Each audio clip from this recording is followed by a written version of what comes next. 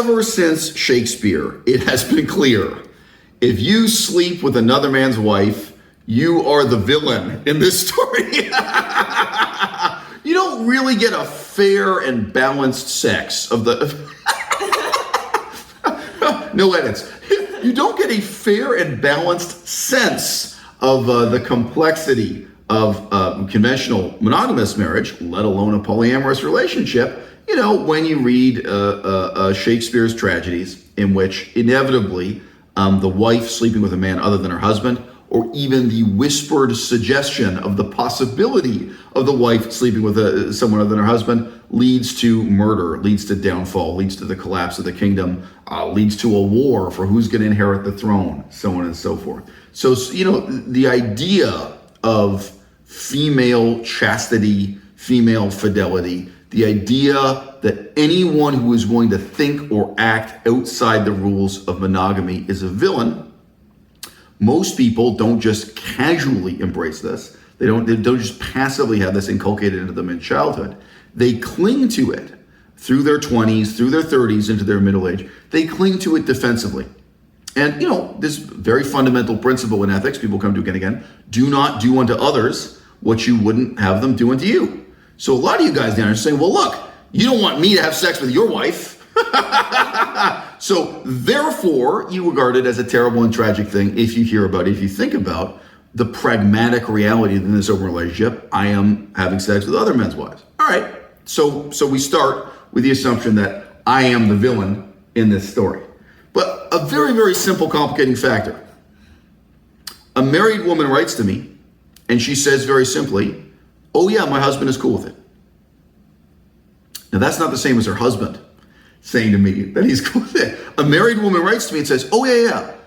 They had this arrangement beginning before they even got married, like when they were engaged to be married or what have you, that because she as a woman has never had sex with anyone other than her husband, her whole life, she's only had one sexual partner, the man she would go on to marry, and she's still married to now, that they always had an understanding that it would be an open relationship, that she could have sex under other circumstances with someone other than him, but they've just been too busy. Now, there are many aspects of this story I sympathize with, including being busy. I was married, I forget for how many years, to my first wife, and the whole time I was with her, I only had sex with one person other than her. Right? And there are different reasons for that, including my kind of intellectual druthers, what it is I'm looking for in a woman. I was living in places like Cambodia. There aren't a whole lot of highly intellectual women, let alone vegan women, so on and so forth, that I would want to get involved in my life. Living in Cambodia, living in Thailand, living in China, Hong Kong, the different places that were a part of my life. I led a life at that time that was very intellectually rewarding, but in many ways, the life of the mind was isolating for me. It's a topic for another video, but nevertheless. So, okay, all of a sudden, don't you think things seem very different from my perspective, from the woman's perspective, and in terms of what we know about the husband's perspective, when that is what I am told? Now, let's just suppose further, I'm told, oh yeah. She checked with her husband over breakfast. Like, oh hey, remember the agreement we had? Remember the arrangement we came to so many years ago that it's okay for her to have sex with another man? And he's totally relaxed and fine about it. And oh yeah, that's no big deal at all.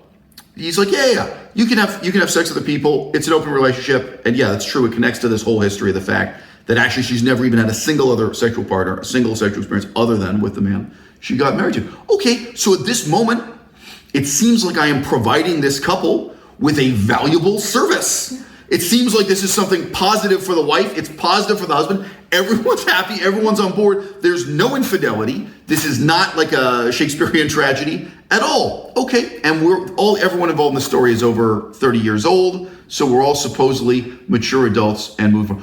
Okay, now here's the thing.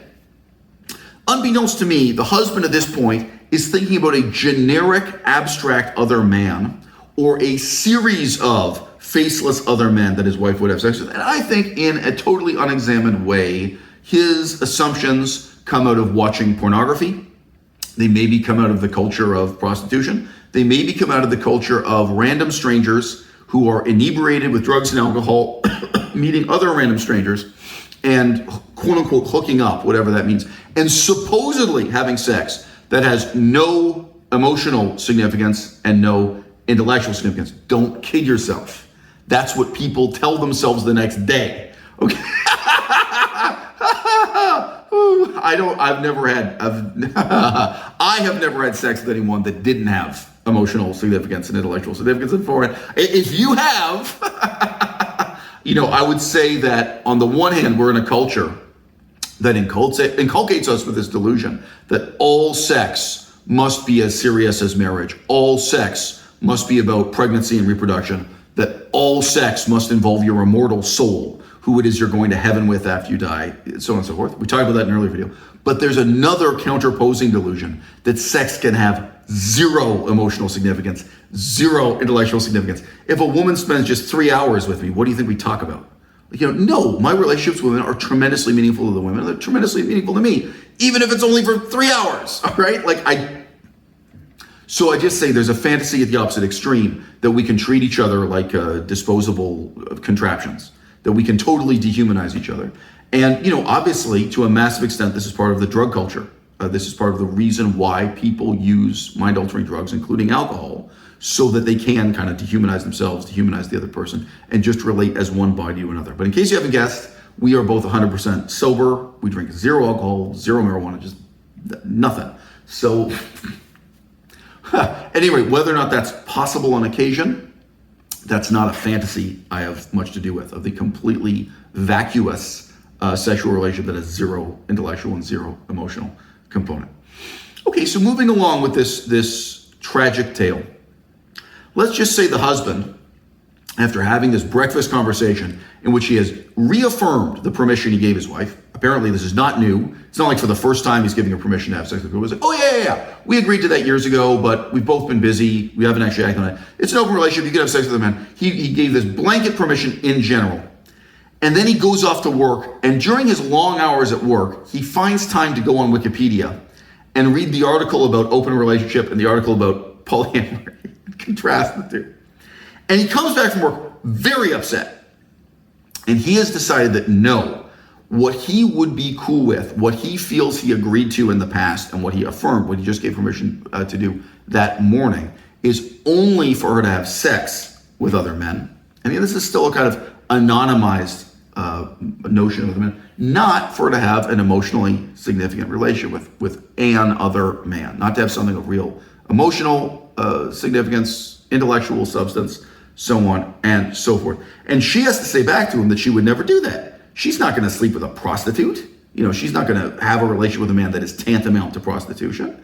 That the only kind of person she would have sex with, and we're talking about her second sexual partner in her whole fucking life. She's only ever been with one man. So we're talking about who's going to be the second man she makes love to, the second man she kisses, the second man. She said she would only do that with someone that had a significant level of trust, a significant level of respect, some kind of deep personal connection.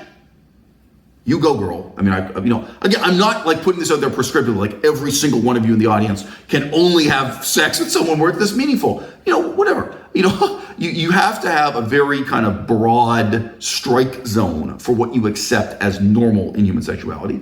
But I think her concerns here, her druthers, her preferences are indeed especially normal. It's normal to want to have sex with people you like, you get along with. It's normal to want to have sex with people you would have a 3-hour conversation with over a cup of coffee. And I think it's very abnormal to force yourself in a situation where you're having sex with somebody you wouldn't even have a 3-hour coffee conversation with.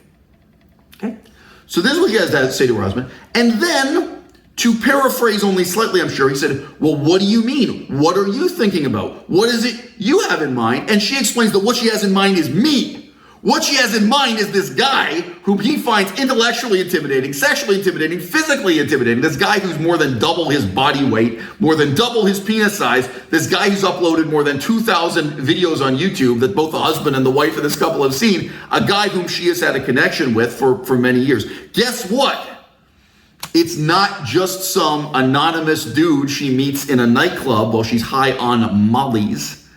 It's not just some male prostitute or karaoke singer. It's someone she already has an emotionally significant, intellectually significant connection with. And now all of a sudden the husband is having a meltdown. What seemed so simple over breakfast by the time they get to dinner seems like a relationship-ending nightmare. He literally says he can't stand the sight of her anymore. They're going to get divorced. He takes off his wedding ring and throws it at her. I wish this were not a true story. Okay? Melissa said something interesting in her video just yesterday.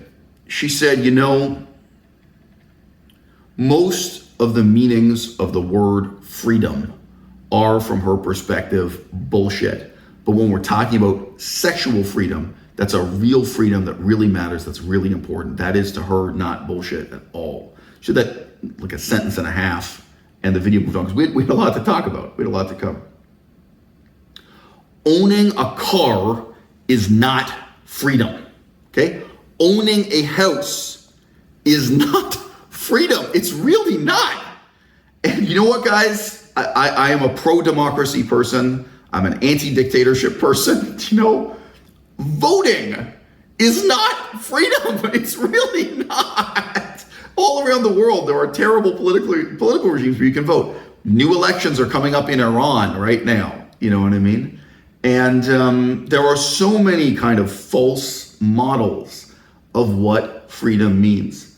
But, you know, I'll give you a hint as to why sexual freedom is such an important freedom. Whether you are a woman who's only had sex with one person your whole life, or you've had 10, or you've had 100, and you're sending me an email right now trying to make arrangements. Real freedom leads you to ask new questions. It inspires you, it motivates you to question things you have never questioned before. Okay? It directs you to come up with new answers, to learn new things, to press into the unknown. This is gonna sound like bullshit, guys, but have you ever thought about the meaning of scientific freedom? What it means to be able to get out and conduct new research, to drag things from the unknown into the known? You know, if Melissa gets romantically involved with a musician and they collaborate on projects together, right? This is someone who sings, someone who understands sheet music, someone who understands tone and pitch, and so on. Someone who has a technical understanding of music that I completely lack, right? Yeah, you can look at that just as kind of augmenting her life, as just being something positive, or if another man brings something to her life, I can't bring it to her life, so on and so forth, right? But ultimately, there is really, in a sincere sense, a question of personal growth. It's not that this guy is bringing something into her life that is known. It's that it's actually going to motivate her to ask new questions, to learn new things, to grow and develop in that most profound sense of pressing into the unknown. There are a lot of women who have never had more than 5 orgasms in a night. Okay? There are women, and I have known them, who have never had 1 orgasm with a man, not even one once. And there are women who have never had sex with a penis large enough to fill out the whole length of their fucking vaginal canal and press up against their cervix. Okay? Are we going to pretend that a life with that kind of ignorance, are we going to pretend that that is something these women should resign themselves to for the sake of a contract, for the sake of a religious and cultural tradition that goes back to a time when we had no scientific understanding of where babies come from, of how sexually transmitted disease renders people barren, when people's lives were defined by fear and a struggle for survival that no longer needs to limit us in the 21st century. I do want to emphasize the extent to which polyamory brings something meaningful into your life emotionally, intellectually, brings about personal development in these ways, okay? But I cannot lie to you. There is a physical reality to this. There are fundamental things women want, and they may want to experience it once or 10 times or 100 times. But where I am talking to a married woman who has been very fundamentally deprived of something she has biologically yearned for her whole life, and she can't even have a detached attitude towards it and think, well, it's not such a big deal, and that she values her relationship with her husband more, because at this moment, before she's had that experience, and she's had that experience with me, she's comparing something known to something unknown.